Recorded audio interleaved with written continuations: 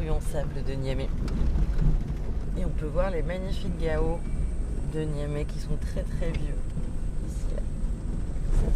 Ils sont quand même très liés au paysage de Niamey. Il n'y a pas que le mobilier humanitaire et la migration.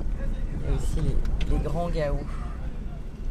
Donc là, on est sur le plateau, au bord de la rue Maurice Delins, qui est le quartier résidentiel, administratif, très occupé par des locaux d'ONG, d'un quartier résidentiel plutôt chic, disons. On en retrouve beaucoup d'expatriés aussi. Et qui est devenu, au cours des 10-15 dernières années, vraiment le quartier de prédilection et d'installation de toutes les ONG. Juste ici sur la droite, les bureaux du HCR, donc les premiers bureaux du HCR quand ils se sont installés au début des années 2010 et qui aujourd'hui sont les bureaux du programme ETM, Emergency Transit Mechanism, où sont faits en partie des auditions des personnes qui sont évacuées de Libye pour être réinstallées en Europe et en Amérique du Nord.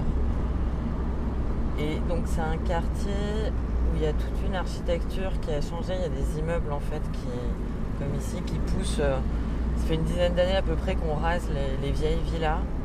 C'est des très grandes parcelles.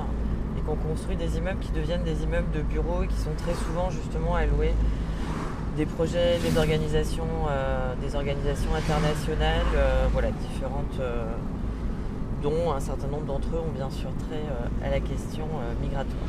Le HCR, eux, ils sont arrivés en lien avec le conflit au Mali et au Nigeria, et donc leur premier bureau, je ne connais pas la date exacte, personne n'a été capable de me la donner au HCR surtout, mais c'est autour de 2012-2013, et leur premier bureau était ici sur Maurice Delins, qui étaient des bureaux extrêmement étroits d'ailleurs. Les gens étaient installés dans des containers dans la cour, et ils ont donc grossi très très rapidement dans le contexte d'un afflux assez important de réfugiés et de déplacés internes, et aussi dans le contexte de ce programme ITM et de migration mixte autour de l'asile. Et aujourd'hui, donc, ils ont 3 lieux avec donc toute l'administration du HCR qui est dans un quartier pas très loin de l'Union européenne, et également le guichet unique, un endroit où il y a toutes sortes de services en fait qui sont proposés et dispensés aux personnes, qu'elles soient réfugiées ou demandeurs d'asile. Et alors du coup, en passant, je peux vous montrer une ancienne maison, voilà, où on va apercevoir les affiches encore du HCR ici, là, qui est celle-ci, là, qui est une ancienne maison où étaient logés je pense qu'il n'y a plus personne actuellement, les gens donc, qui étaient accueillis dans le cadre d'ITM, donc essentiellement des réfugiés érythréens, éthiopiens, somaliens, soudanais, etc., qui ont été évacués de Libye.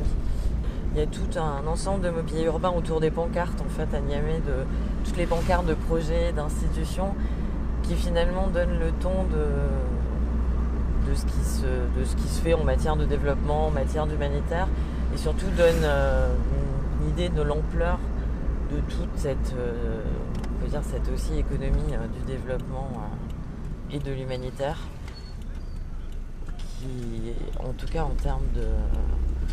Je ne sais pas si le développement a une certaine efficacité, mais ce qui est sûr, c'est qu'il y a un effet indirect de par la présence de toutes ces personnes sur l'économie de la ville de Niamey. Donc là, on va arriver au HCR, qui est installé ici, donc sur l'administration, depuis février 2018. Ce qui a changé avec l'installation du HCR, c'est toute cette architecture sécuritaire avec les 3 rangées de barbelés, des murs très hauts, les plots anti-voitures piégés, les peintures de Titouan Lamazou sur les murs avec évidemment le logo du HCR, et quelques photos aussi du Nord Niger. On va passer là.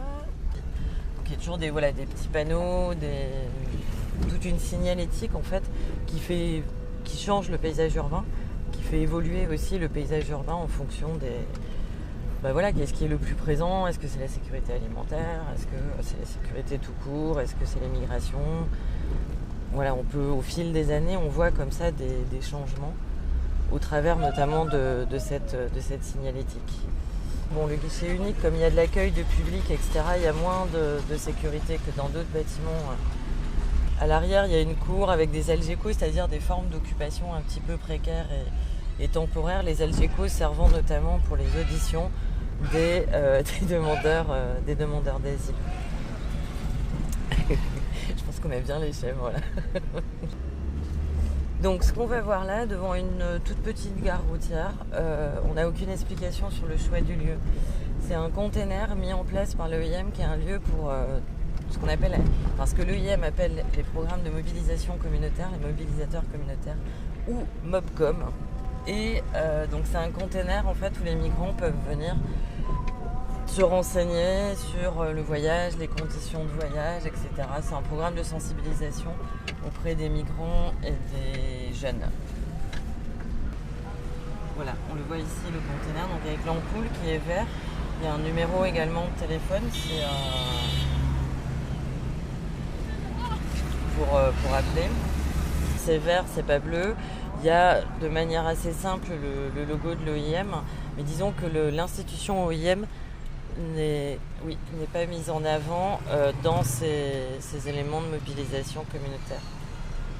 Enfin, dans ces lieux autour de la sensibilisation et dit de mobilisation communautaire.